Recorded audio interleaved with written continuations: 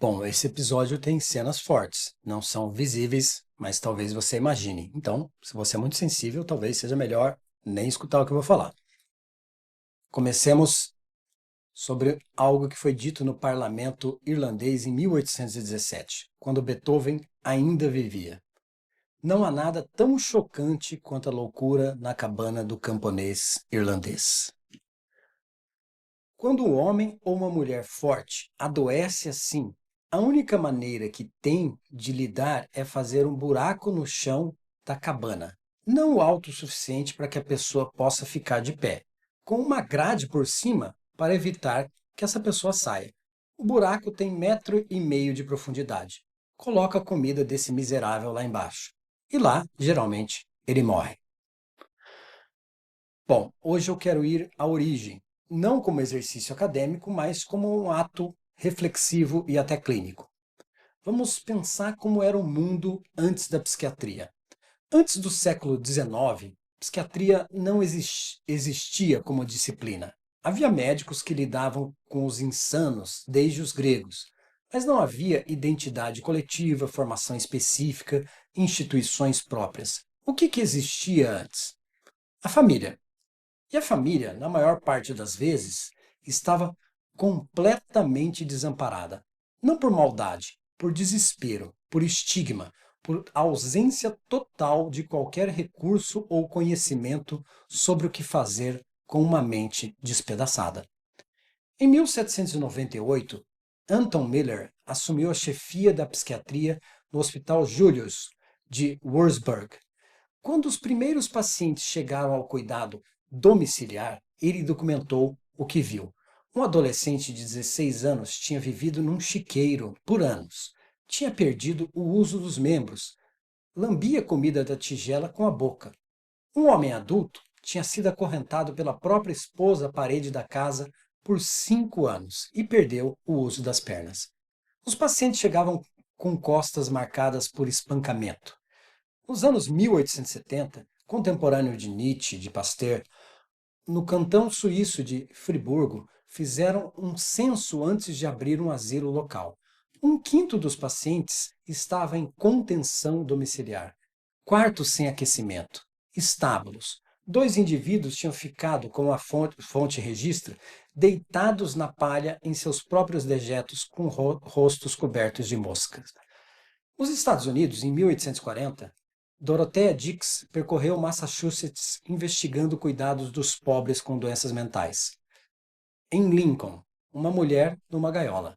Em Medford, um sujeito acorrentado e outro num cubículo fechado por 17 anos. Em Barnstable, 4 mulheres em currais e estábulos.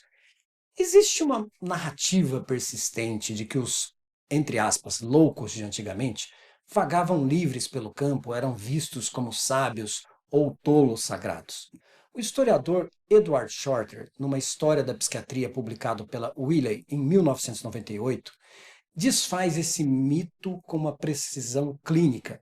Não havia era de ouro para a pessoa com qualquer doença mental. Havia brutalidade, indiferença e abandono.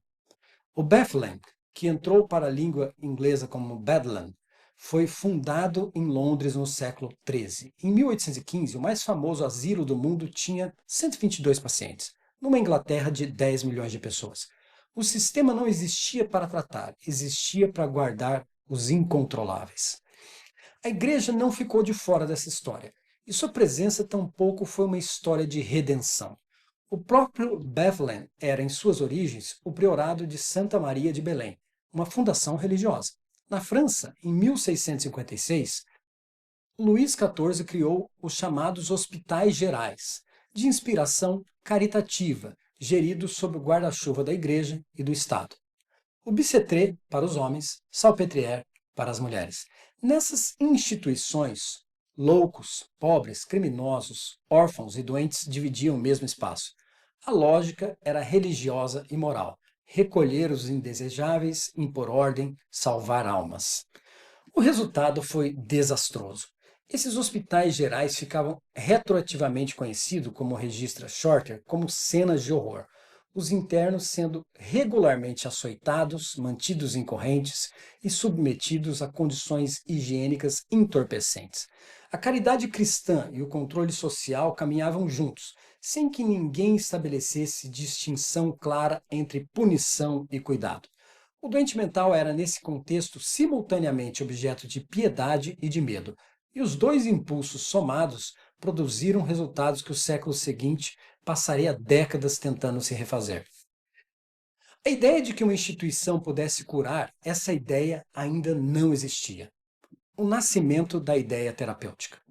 A virada aconteceu no final do século XVIII e foi filosófica antes de ser clínica. O iluminismo havia apostado na razão como instrumento de reforma universal das constituições, das economias, dos corpos. Se a Revolução Francesa podia reescrever a ordem política, a medicina podia sistematizar a cura do sofrimento mental. Era esse o clima, era essa a aposta. O primeiro médico a defender que uma instituição poderia curar, não apenas conter, foi William Batty, fundador do St. Luke's Hospital em Londres em 1751. Batty publicou em 1758 um tratado onde escreveu: "A loucura é tratável. O manejo fez muito mais do que a medicina, e a experiência repetida me convenceu de que o confinamento por si só é muitas vezes suficiente para a cura da loucura." Essa é a primeira declaração influente da história a favor do asilo como um centro potencial de tratamento. Batty foi quase completamente ignorado e esquecido, mas foi lá que começou. Em Florença, em 1785, Vincenzo Chiarugi propôs a reforma de um hospital chamado Bonifácio de Grão-Duque na Toscana.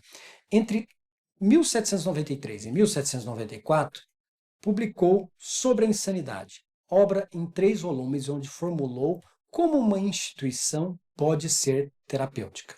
É Chiarugi quem especifica estes fundamentos. Então vem Philippe Pinel.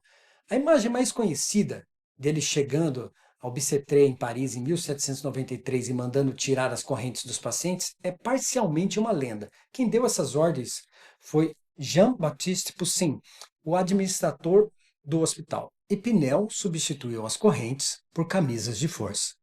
O que Pinel fez de verdade foi publicar em 1801 o texto fundador da psiquiatria moderna. Nele concluiu que o asilo era um lugar onde uma terapia psicológica podia ser realizada. Ele chamou a esse tratamento de tratamento moral, mas o termo em francês significa mais psicológico do que ético, ou seja, um tratamento psicológico. A ideia era usar a relação humana, a confiança, a estrutura do cotidiano para restaurar a razão. Pinel chegou a essa conclusão observando uma mulher, a esposa do administrador de Bicêtre. Ela fazia o que hoje reconheceríamos como uma intervenção clínica. Por exemplo, um paciente delirante estava recusando comida, em risco real de vida. Ela se aproximou, entrou em sintonia com o delírio dele, dançou diante dele, o fez sorrir e conseguiu que ele comesse. Portanto, salvou a vida desse homem. Pinel chegou a uma conclusão simples, mas que levou séculos para ser dita. A chave é ganhar a confiança do paciente. A partir daí, o tratamento moral ganhou uma forma concreta. O cotidiano do asilo foi estruturado: banhos mornos, atividade sistemática, preenchimento das horas ociosas com trabalho. O pupilo de Pinel, Jean-Étienne Esquirol, levou o conceito adiante. Em sua clínica privada em Paris, pacientes e médicos jantavam juntos. O contato humano não era um produto secundário da internação, era a terapia em si. Na Alemanha, por sua vez, Ernest Horn criou em 1806 algo completamente inédito: uma grade horária para os pacientes da Charité de Berlim. Às 5 da manhã, levantada e café da manhã. Às 6, leitura em voz alta. Depois, corte de madeira, exercícios, aula de desenho. À noite, boliche, com prêmios. A filosofia direta: uma vida ordenada responde ao caos interno. Uma vida ordenada responde ao caos interno. Acho que isso continua valendo, não? Pois bem, Vamos à pérola que foi perdida. Aslan, o médico de Bethlehem, o cético, o que zombava de Pinel, escreveu em 1810 algo que, apesar de si mesmo, é uma das formulações bastante exatas da clínica, uma das mais exatas que já li.